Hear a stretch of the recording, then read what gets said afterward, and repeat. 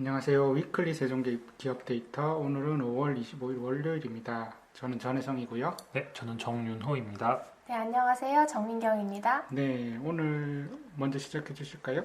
네, 오늘은 제가 먼저 시작을 하려고 하는데요. 네네. 오늘 제가 준비한 내용은 통신 3사입니다.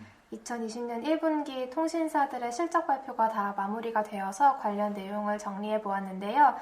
사실 작년에 5G가 굉장히 이제 많이 핫했었고, 올해 5G 시장의 성장을 많은 분들, 또 많은 기관들이 전망을 했었는데, 사실 코로나19 사태로 인해서 5G 시장 자체도 그런 성장이 좀 제한되고 있는 모습입니다. 그래서 1분기 같은 경우에 이제 5G 시장이 어떠했나, 저 개인적으로도 좀 궁금을 해서 이번에 통신 3사 컨콜을 재밌게 들었었는데요. 사실 회사마다 조금씩 다른 부분이 있기는 한데 일단 공통적으로 통신 3사에서 말씀하셨던 내용부터 말씀을 드리자면 일단 전반적으로는 5G 가입자 수가 늘었어요. 늘었고 이제 크게 정리를 하자면 5G 가입자 수가 는 덕분에 이제 5G는 아무래도 기존 통신 요금보다는 좀 비싸겠죠. 그래서 비싼 요금제가 이제 비중이 늘어나면서 실적이 전반적으로는 잘 나왔으나 코로나19 사태로 인해서 연간 5G 가입자 전망은 3사 모두 좀 하향 전망한 상황이고요. 1분기에는 이제 작년에는 마케팅 비용이 좀 많이 과다하게 지출됐던 것들이 이제 통신 3사 전반적으로 실적에 영향을 미쳤는데 이제 1분기 때는 이제 그런 경쟁 부분들이 많이 좀 줄어들고 마케팅비 지출하는 부분도 줄어들면서 이제 수익성은 좀 효율화되는, 좀 더 개선되는 모습이 나타났습니다. 그리고 1분기 같은 경우는 이제 많은 분들께서도 예상을 하셨다시피 사실 여행을 많이 못 갔잖아요. 네네. 우리가 여행을 많이 못 가다 보니까 로밍 매출이 감소하는 그런 부분들이 통신 3사 모두 공통적으로 나타났고요.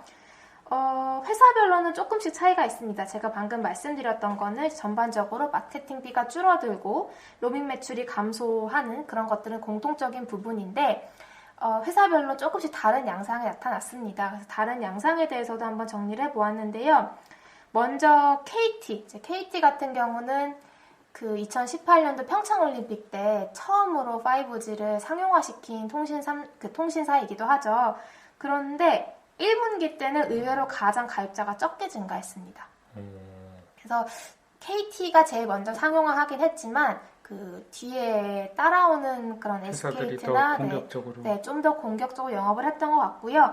1분기 KT가 밝힌 5G 가입자 수는 178만 명으로 1분기에 증가한 가입자 수가 18만 4천 명이었습니다. 그래서 KT는 18만 4천 명이 증가했고 SKT는 1분기에 57만 명이 증가했다고 밝혔습니다. 그래서 SKT의 5G 가입자 수는 265만 명이었고요. LG U+가 상당히 잘 치고 올라왔어요. 그러니까 정확하게 그런 그 현재 가입자 수를 밝히지는 않아서 제가 역산을 해보았는데 그 LG U+의 1분기 전체 가입자 수가 1,551만 9천 명이었는데 그 중에 13%가 5G 가입자라고 밝혀서 제가 계산을 해봤더니 LG U+의 5G 가입자 수는 200만 명 정도가 되더라고요. 그러니까 사실 LG U+가 통신 3사 중에서 3위잖아요. 근데 5G라 보면은 KT를 넘어섰어요.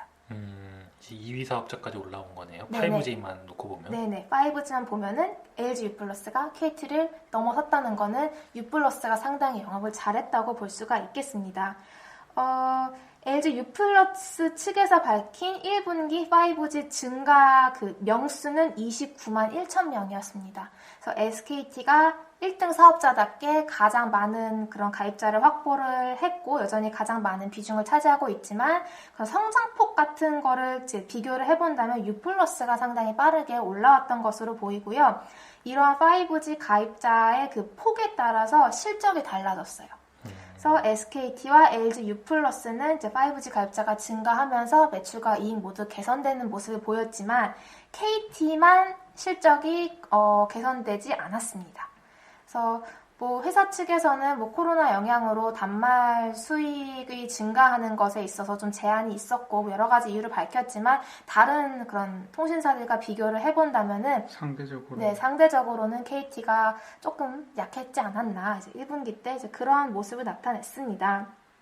그리고 이제 제가 이번에 정리하면서 느꼈던 건 이제 그런 무선 매출 외적인 부분에서도 KT가 조금 약한 것 같아요. 그래서 KT는 통신 쪽은 뭐 괜찮지만 사실 통신 3사 중에 5G가 밀렸다고 KT의 근본적인 경쟁력이 약화됐다고 저는 보지는 않고 뭐 어떤 안정성 측면에서 굉장히 좋다고 보지만 그 앞으로의 어떤 부가가치나 성장성에서 어떤 매력도를 측정할 때 있어서는 KT가 시장에 보여줄 수 있는 것들 좀 약했지 않았나 싶었는데요. 이제 그 이유가 먼저 LG U+ 같은 경우는 스마트홈 비즈니스를 상당히 강하게 밀고 있습니다. 그래서 뭐 쉽게 생각하면은 요즘에 U+ 아이들 나라 많이들 가입하는 걸로 알고 있고요. 뭐 아이들 나라뿐만 아니라 뭐 채널들이 굉장히 다양해졌고 물론 넷플릭스와의 그 제휴 마감 기일이 다가오고 있기는 하지만 통신 3사 중에 유일하게 넷플릭스와 제휴해서 그 서비스를 제공을 하고 있기도 하고 그런 스마트 홈 비즈니스에 대해서 상당히 공격적으로 이제 사업을 넓히고 있고 SK텔레콤 같은 경우는 미디어 웨이브 들어보셨을 텐데 웨이브라고 하는 그 미디어 플랫폼 을 운영하고 있고 또 ADT 캡스를 인수를 하면서 보안 사업도 키워가고 있는데요. 이제 그런 식으로 조금씩 자신의 본업 외에 본업과 좀 시너지를 낼 수 있는 사업들을 영역을 넓혀가고 있는데 KT가 좀 그게 약한 것 같습니다. 상대적으로 KT가 앞으로의 어떤 성장이나 그런 5G 시대가 도래함으로써 뭔가 시너지를 낼 수 있는 부분에 있어서는 LG U+나 SKT 대비해서는 KT가 조금 약하지 않았나. 또 KT가 이번에 CEO가 바뀌었어요. 바뀌셔가지고 뭐 그 컨퍼런스 콜 중에서도 질문이 나왔습니다. 새로운 CEO가 선임이 되셨는데 앞으로의 어떤 KT의 전략 방향에 대해서 말씀을 해달라고 요청이 왔는데 제가 들었을 땐 별 내용이 없었어요. 그래서 그게 가장 좀 안타깝다기보다는 좀 매력이 좀 떨어지지 않나 해서 우리가 생각하는 거는 좀 더 구체적으로 우리가 뭐 어디 회사와 제휴해서 뭘 키워가겠다 뭐 이런 이야기가 나왔는데 그냥 누구나 할 수 있는 이야기 있잖아요. 뭐 기가 리더십, 인터넷 리더십을 유지할 거고 뭐 IPTV랑 기가진이 플랫폼 확대에 집중하겠다 뭐 이런 이야기를 하는데 사실 그런 것들에 대해서 우리 투자자들이 크게 그렇게 혹할 만한 내용이 없었어서 그게 좀 KT는 아쉽지 않았나 싶습니다. 약간 공기업의 안정적인 그런 게 좀 있지 않았을까. 네. LG는 약간 보면은 공격적이라는 게 느껴지는 게 3등이니까 잃을 게 없는 거잖아요. 그래서 넷플릭스 같은 경우도 자기들 서비스랑 묶어가지고 런칭을 해버리고 사실 그거는 이쪽 시장 자체에서는 이거는 넷플릭스가 우리 밑으로 들어오게 해야 되는데 약간 시장을 내줬다 하고 안 좋게 보지만 네. 3등이었던 LG에서는 뭐 그냥 공격적으로 한 거죠. SK는 아까 말씀하신 대로 현금 있는 거를 통신은 안정적인 캐시카우니까 뭐 그 SBS나 이런 지상파들과 같이 웨이브라는 플랫폼으로도 해보고 그 다음에 뭐 캡스 같은 것도 인수해가지고 다양화하는 것 같고 KT는 최근은 아닌데 뭐 그동안 가지고 있던 부동산 자산들 가지고 네. 리츠 이런 걸 하는데 그것도 요즘에는 약간 시들한 것 같아요. 이야기가 많이 안 나오더라고요. 네네. 그러니까. 그래서 SKT는 올해 그 웨이브 안에 있는 오리지널 컨텐츠 투자에 600억 원이나 쓴다고 하더라고요. 그래서 컨텐츠 측면을 좀 강화하는 것 같고 또 NBC 유니버셜, 이제 미국의 NBC 유니버셜과 이제 오리지널 컨텐츠 수출을 위한 그런 파트너십도 체결을 했고 또 SKT 안에는 또 11번가가 있죠. KT가 SKT 커머스 쪽에 11번가가 있는데 또 뭐 요즘에 그런 온라인 쇼핑 사이트들이 괜찮았었어서 이제 그런 부분들이 좀 매력 포인트로 다가올 수 있을 것 같은데 KT는 잘 모르겠어요. KT가 5G에서 조금만 더 영업을 잘 했으면 그래도 KT는 5G다라고 말할 수도 있었을 것 같은데 가입자도 그렇게 증가하지 않았고 이제 연말까지 원래 당초 제시했던 5G 가입자 비중 목표가 30%였는데 이를 25%까지 하향 조정을 했고요. SKT 같은 경우는 연말까지 가입자 600만을 확보하겠다가 당초 계획이었으나 이제 코로나 사태로 아무래도 단말 시장이 축소되다 보니까 연말까지는 15에서 한 10% 정도 하향 조정한 뭐 500만 대 한 중반 정도를 목표로 제시했습니다. 그리고 LG U+ 같은 경우는 정확하게 얼마큼 낮춘다고는 얘기하지 않고 조금 낮아질 수는 있으나 그래도 우리는 열심히 잘 할 것이다 라면서 듣는 사람 입장에서는 또 LG U+가 상당히 좀 적극적인 그런 모습을 보여줬던 것 같습니다. 네, 그래서 네, 통신 3사 중에서는 굳이 꼽자면 KT가 좀 아쉬운 것 같아요. 하나 질문이 있는데 사실 5G 관련해서 통신 3사도 중요한데 그 회사 통신 3사들이 얼만큼 캐펙스를 집행하느냐에 따라 여러 가지 그 밑에 통신 부품이라고 해야 되나요? 그런 회사들도 영향이 좀 있을 수 있는데 5G 관련 투자는 어떻게 집행할 거라고 했는지 혹시 밝힌 게 있나요? 투자 집행에 대해서 말씀을 하셨는데 일단 제 생각에는 그들도 시장을 좀 보는 것 같아요. 그래서 일단 U+ 같은 경우에 연간 올해 캐펙스 가이던스로 2.5조 원을 제시를 했는데 1분기에는 15%밖에 집행을 하지 않았습니다. 그래서 좀 보수적으로 집행을 했던 것 같고 SKT 역시 마찬가지로 잠시만요. SKT도 마찬가지로 조금은 보수적으로 이제 이야기를 하셨었고요.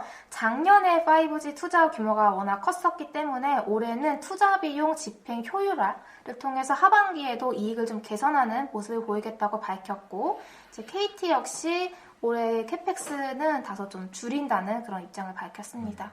그래서 5G 장비와 관련된 부품 장비주들이 작년 말쯤이었죠. 엄청 많이 올랐는데 올해는 조금 보수적으로 네, 봐야 하지 않을까 싶네요. 감사합니다. 일단 그러면 이제 제가 이야기를 좀 이어받아서 저는 오늘 현대 로템에 대한 이야기를 좀 준비했습니다. 네. 사실 회사가 적자가 계속 이어지고 있어요. 그래서 7년도에 영업 적자를 시작을 해서 순이익 기준으로 18년, 19년도 이제 대규모 영업 적자를 기록을 했는데 이게 수주가 늘어남에도 불구하고 적자가 나온다는 거는 사실 저가 수주가 나왔기 때문이라고 이제 볼 수 있는데 제가 일단 이 회사 관심을 가졌던 이유는 2020년 4월 20일 날에 이제 현대로템이 공식적으로 보도 자료를 배포를 했어요. 수주 심의 투명성 강화를 위해서 리스크를 낮추고 사회이사를 포함해서 투명 수주 심의 위원회를 신설을 해서 이제 저가 수주 이런 거를 좀 최대한 방지를 하고 최대한 수익성이 확보된 그런 프로젝트만 입찰을 들어가겠다. 이런 보도 자료를 발표를 했어요. 그래서 보도 자료는 현대로템 홈페이지 들어가시면 나와 있게 되는데 일단 수주가 증가하고 있는, 그러니까 저가 수주로 적자가 났던 회사가 수주 심의를 강화를 해서 프로젝트마다의 그 수익성을 개선시킨다면 매출이 증가하고 있는 가운데 수익성이 개선이 된다라고 하면 이익률과 절대이익 규모가 늘어나기 때문에 회사는 충분히 제값을 받을 수 있지 않나라는 생각으로 좀 관심을 가졌고, 예전에 그 다원시스라는 회사를 탐방을 다녀왔었는데 그쪽에서도 이제 조금 시간이 좀 된 이야기긴 하지만 그쪽에서도 이제 각 회사들마다 캐파가 다 찼기 때문에 이런 전동차나 이런 것들 제작하는 거 캐파가 다 차서 조금 더 이제 공격적으로 뭔가 점유율 경쟁이나 가격 경쟁을 하기에는 이제는 이제 그런 시기는 좀 지났다라는 얘기를 들었고, 또 때마침 이런 보도 자료가 나오면서 한 번쯤은 좀 관심을 가져봐도 되지 않을까라는 생각을 해서 이번에 좀 말씀을 드리려고 합니다. 현대로템 홈페이지에 들어가시면 IR 자료가 굉장히 잘 나와 있는데 일단 1분기 실적은 전년 동기 대비 매출액과 영업이익 모두 증가하였습니다. 영업이익 같은 경우에는 작년도에 그 11억 원, 19년도에 11억 원, 18년도 1분기에는 51억 원밖에 기록을 했는데 이번 2020년 1분기에는 117억 원이라는 숫자를 기록을 했어요. 그래서 전년 동기 대비 굉장히 큰 폭으로 성장을 했는데 이제 회사 측에서는 철도 부분이 이제 생산이 좀 안정화가 되고 방산 쪽 K2 전차 사업이 이제 좀 정상화되면서 매출이 늘어났고, 매출이 늘어남에 따라 고정비가 감소하면서 수익성이 좀 개선이 되었다, 이렇게 밝혔습니다. 또 이제 가장 중요한 이 회사의 이제 신규 수주가 이제 중요한데 일단 부문별로 좀 말씀을 드리면 철도 쪽은 1분기 수주가 6,780억 정도인데 19년도 1분기 신규 수주가 1,770억, 18년도 1분기가 100억 원 정도 있던 걸 감안을 하면 2020년 1분기 신규 수주가 큰 폭으로 증가를 했어요. 근데 아까 말씀드렸던 것처럼 수주심의위원회를 통해 이제 강화된 그런 심의를 통해서 입찰에 들어가서 프로젝트를 땄던 걸 감안하면 이번에 받았던 1분기의 신규 수주는 그래도 과거 대비 이익률이 상당히 괜찮은 프로젝트가 아닐까라는 생각을 하고 있습니다. 근데 이게 철도를 제작하는 것 자체가 좀 호흡이 긴 사업이기 때문에 당장 뭐 2분기, 뭐 3분기에 드라마틱한 이익 개선은 일어나지 않을 수 있지만 그래도 회사가 조금씩 긍정적으로 변하고 있다는 것은 충분히 확인을 해볼 필요가 있다라고 생각하고 있습니다. 1분기 신규 수주가 늘어났던 이유는 그 GTX A 노선이 이제 뚫리게 되고 이제 싱가포르 쪽에서 신규 이제 해외 쪽에서 승부를 받았고 이제 그런 부분들이 이제 긍정적으로 작용했다고 하고 있습니다. 이제 방산 쪽은 이제 산업의 특성상 대부분 이제 4분기 쪽에 수주가 몰리기 때문에 1분기 뭐 신규 수주가 크게 의미가 있지는 않겠지만 일단 2020년 1분기 신규 수주는 190억 원 정도이고 19년도 1분기는 90억, 18년도 1분기는 80억 원인 걸 감안하면 그래도 거의 2배 이상 정도 성장한 신규 수주를 달성했습니다. 그리고 이제 문제가 됐던 이제 K2 전차 양산 관련된 것들이 어느 정도 정상화되면서 매출도 좀 늘어나고 수익성도 개선된 모습입니다. 그다음에 이제 플랜트 사업도 있는데 이거는 이제 주로 자동차 설비나 뭐 이제 제철, 뭐 배가스 설비 이런 것들 이제 플랜트를 하는 사업부인데 일단 1분기 신규 수주는 940억 원이고 19년도 1분기가 56억 원, 18년도 1분기가 560억 원, 19년도 1분기도 560억 원인 걸 감안하면 전년 동기 대비 그래도 좀 의미 있는 성장이 있었다라고 보고 있습니다. 근데 이 사업부가 이제 과거부터 좀 적자가 나왔던 프로젝트예요. 그래서 이게 해외 플랜트 쪽이 적자가 심했던 프로젝트라는 네네네 말씀이신 플랜트 거죠? 쪽 적자가 좀 있었는데 이게 과거에 해외 그 터키 EPC 뭐 이런 쪽으로 이제 사업을 했었는데 이런 것들이 좀 적자가 좀 있어서 1분기에도 20년 1분기에도 약 한 40억 원 정도 적자가 발생했습니다. 19년도 1분기에 한 80억 적자가 발생했던 점을 감안을 하면 그래도 고정비 부담에도 수익성이 좀 좋게 좀 개선이 되고 있는데 요거는 이제 이번 연도까지 되게 되면 이제 적자 프로젝트들은 대부분 연말에 마무리가 되기 때문에 내년도부터는 충분히 흑자 사업으로 진행할 수 있지 않을까라는 생각을 좀 하고 있습니다. 그래서 이제 이거를 연간으로 좀 보시게 되면 18년도 말 기준으로 수주 잔고가 한 7.9조 원, 19년도 말에 한 8.9조 원으로 늘어났고 그다음에 20년도 1분기 기준으로 한 9.3조 원, 정확히 9.294조 원인데 이렇게 좀 꾸준히 늘어나고 있습니다. 근데 앞서 말씀드렸던 것처럼 이게 워낙 호흡이 좀 긴 사업이기 때문에 당장 뭐 2분기, 3분기 드라마틱한 수익성 개선은 좀 어렵겠지만 연간으로 보면 20년도 턴어라운드, 21년도에는 이익 개선이라는 그런 흐름을 좀 이어갈 수 있지 않을까라고 생각하고 있습니다.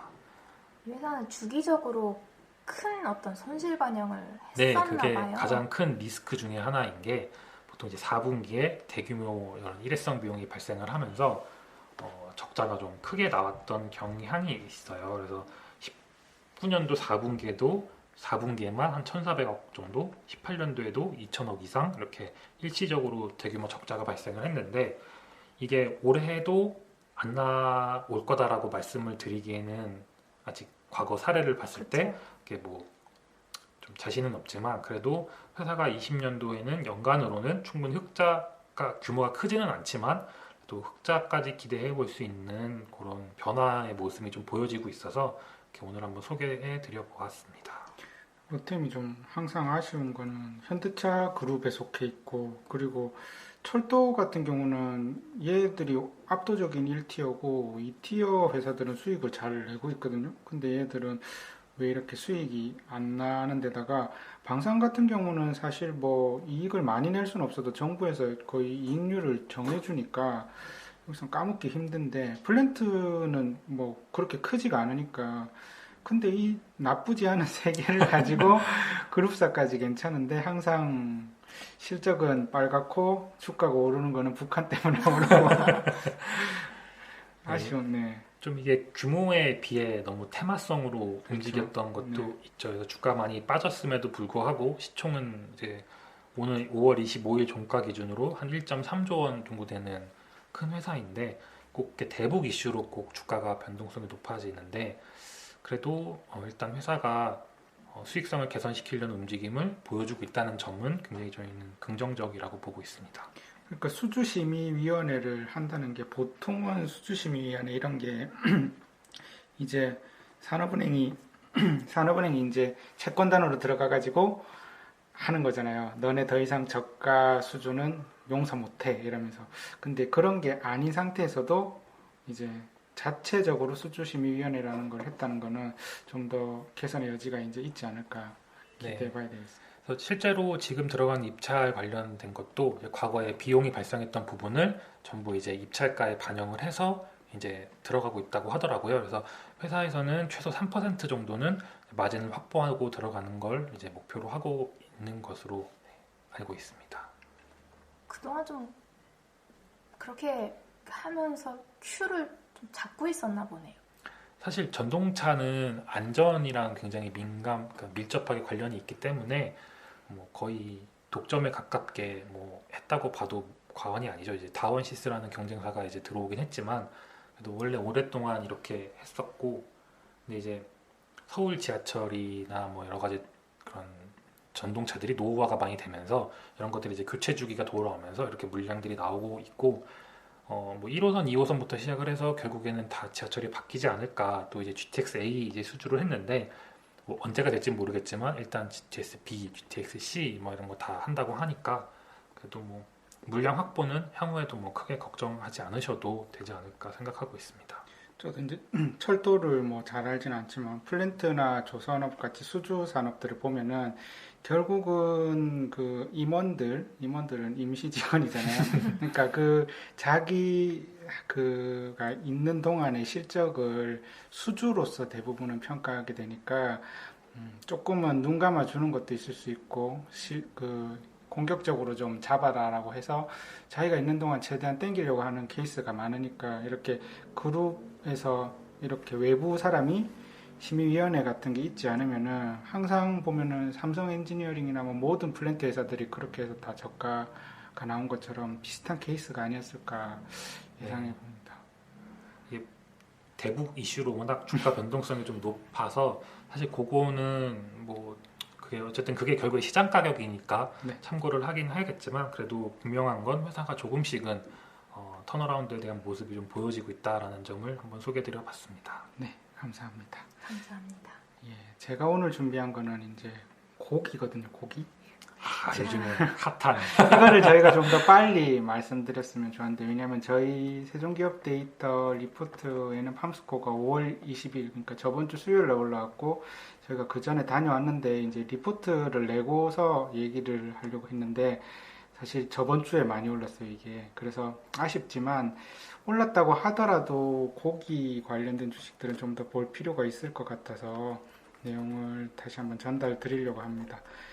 첫째로는 우리나라에 이제 고기 관련된 우리가 많이 먹는 고기가 뭐 치느님, 치킨이 있고 그 다음에 돼지가 있을 거고 소가 있는데 왜 돼지를 보자라고 하냐면 이제 닭 같은 경우는 닭이 예를 들면 뭐 조류 독감이 걸려서 모두 다 폐사됐다라고 쳤을 때 이걸 다시 알부터 해서 다시 키우는데 기간이 그렇게 오래 걸리지가 않아요. 근데 돼지 같은 경우는 이게 새끼를 낳는 모돈이 따로 있고 돼지가 따로 있고 우리가 먹는 돼지는 이제 비육돈이라고 키워서 잡아먹는 용의 돼지인 거죠. 그러면은 만약에 아프리카 돼지열병으로 이렇게 깨끗하게 없어졌다. 그러면 이걸 다시 리셋하는 데는 몇 년의 시간이 걸리는 거죠.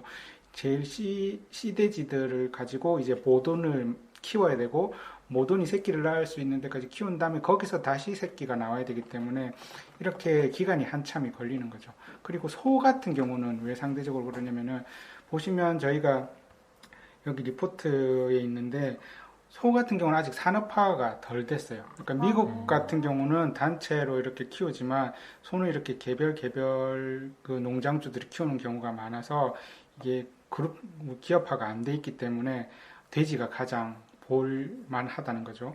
여기 보시면은 좋은 자료가 4월 말쯤에 EBS에서 심지연 연구원님이 이제 내주신 자료가 있는데 여기에 보시면은 일단 알아야 될 게 우리나라에 큰 그룹사가 두 개가 있어요.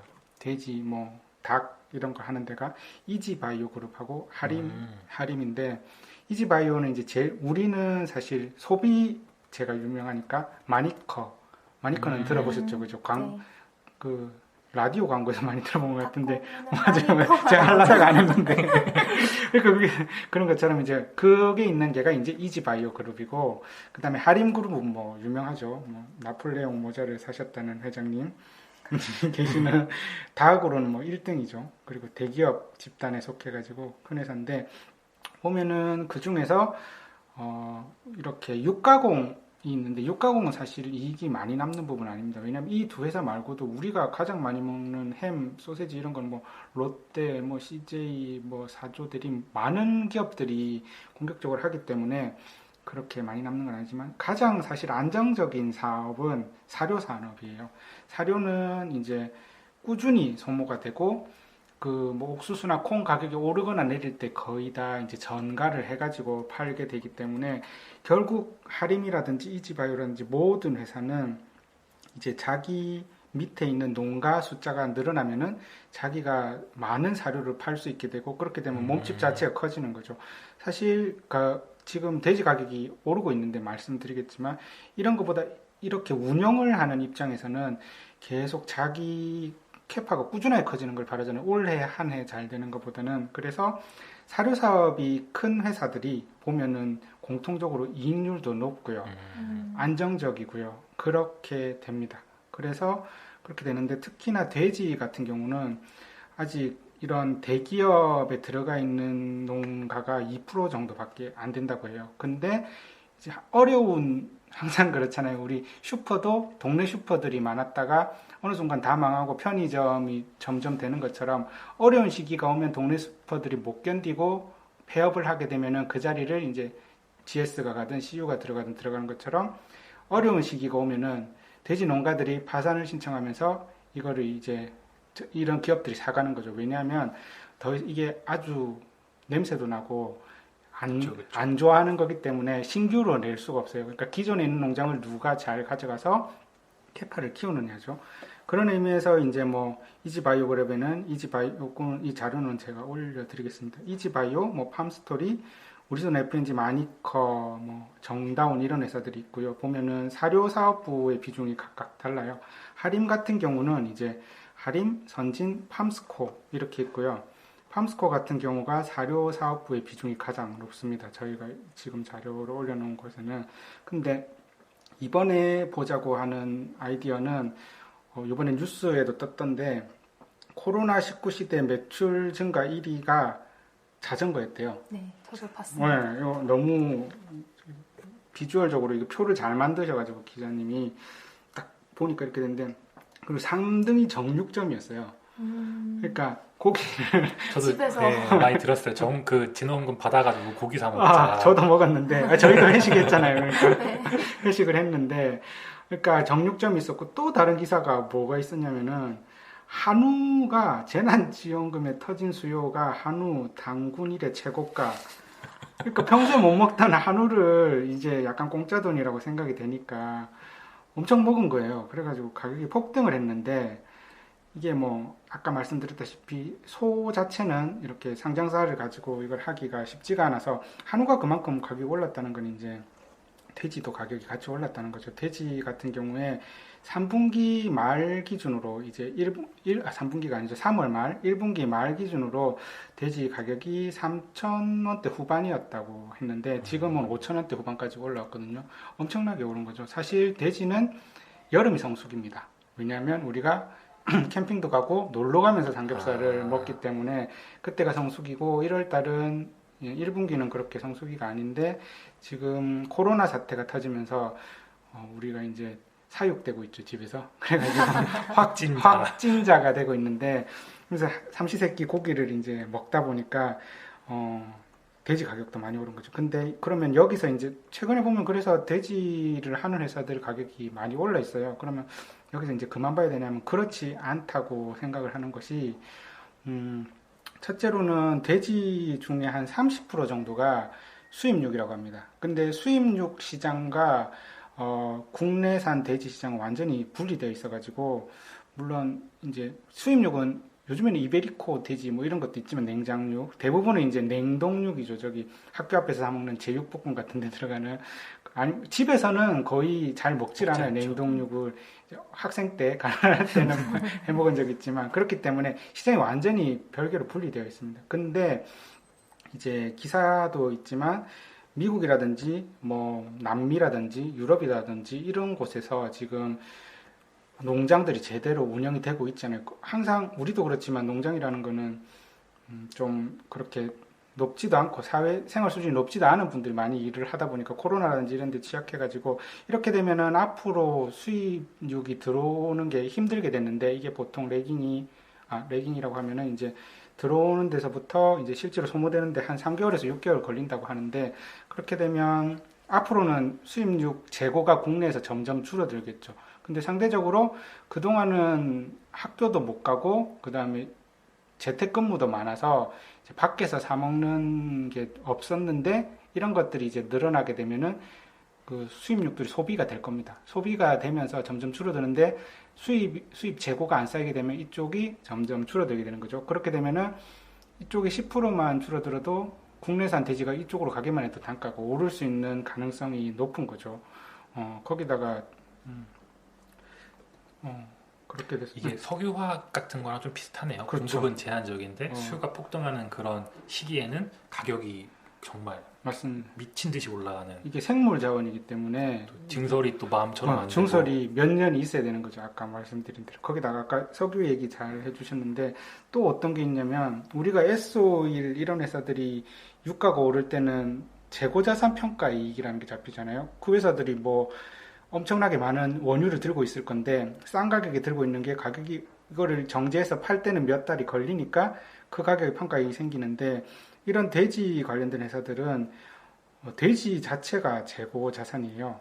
그래서 생물자원. 네, 생물자원이라는 항목으로 잡히게 되는데, 생물자산에 대한 평가, 손평가 이익을 매 분기마다 잡게 되어 있습니다. 그렇게 되면은 아까 말씀드렸다시피 그 3,000원대 후반이었던 돼지 가격이 지금 5,000원대 후반이 되고, 6월 말 기준으로 결국엔 결정이 되겠죠. 그때는 이 평가 이익이 재무제표에 반영이 되는 거죠.